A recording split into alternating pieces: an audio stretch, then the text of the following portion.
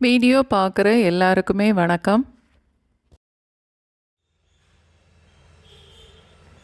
ரொம்ப ஹெல்த்தியான பனி வரகு வச்சு இன்றைக்கி ஒரு உப்மாவை குக்கரில் செய்து பார்க்கலாம்.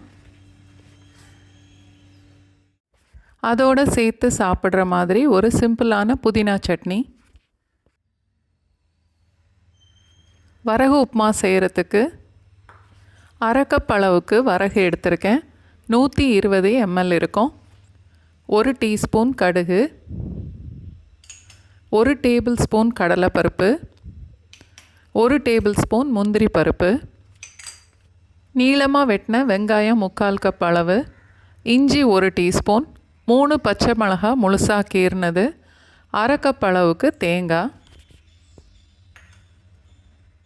வரகு 2-3 தடவை நல்லா கழுவிட்டு 1 கப் அளவுக்கு தண்ணி ஊற்றி ஒரு 30 நிமிஷம் வரைக்கும் நான் இதை ஊற வச்சுருக்கேன். உப்மா செய்கிறதுக்கு ஒரு 4-5 டீஸ்பூன் அளவுக்கு எண்ணெய்,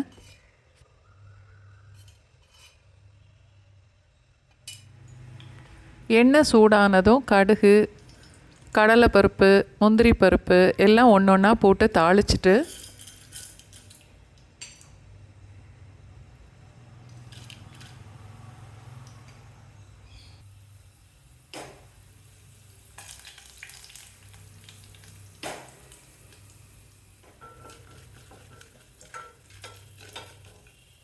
கடலைப்பருப்பு முந்திரி பருப்பெல்லாம் கொஞ்சம் செவந்ததுக்கப்புறம் வெங்காயம் பச்சை மிளகாய் எல்லாம் சேர்த்து நல்லா வதக்கணும்.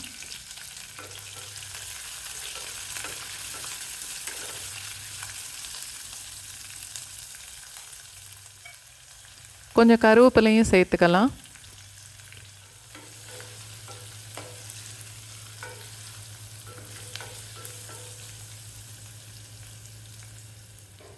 வெங்காயம் கொஞ்சம் வதங்கினா போதும். வரகு அளந்த அதே கப்பில் 2 கப் அளவுக்கு தண்ணி சேர்க்குறேன். 1 கப்பு வரகுக்கு 2 கப் அளவுக்கு தண்ணி. தண்ணி கொதித்ததும் உப்புமாவுக்கு தேவையான அளவுக்கு உப்பு சேர்த்துட்டு நம்ம ஊற வச்சுருந்த வரகையும் இப்போ கொதிக்கிற தண்ணியில் சேர்த்துடலாம்.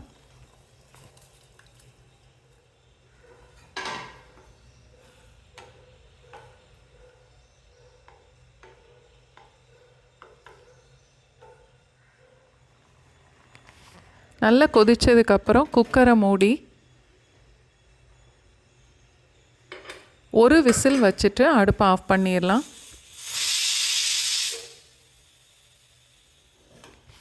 ஒரு பங்கு வரகுக்கு 2 பங்கு தண்ணி வச்சுட்டு குக்கரில் ஒரே ஒரு விசில் வச்சாலே போதும், நல்லா வெந்துடும்.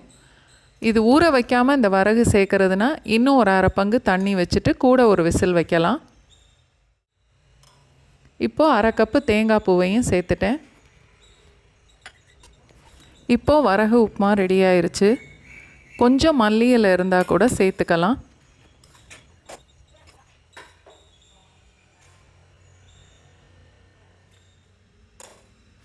புதினா சட்னிக்கு ஒரு 1/4 கப் அளவுக்கு தேங்காய் பூ,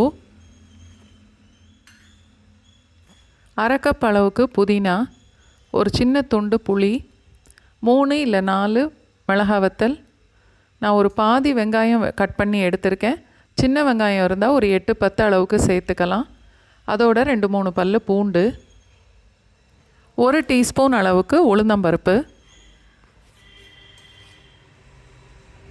ஒரு பேனில் 2-3 டீஸ்பூன் அளவுக்கு எண்ணெய் ஊற்றிட்டு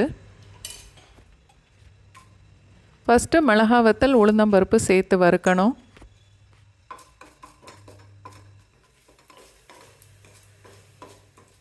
அது கொஞ்சம் செவந்ததுக்கப்புறம் புளி, வெள்ளைப்பூடு, வெங்காயம் இதெல்லாம் சேர்த்து வதக்கணும்.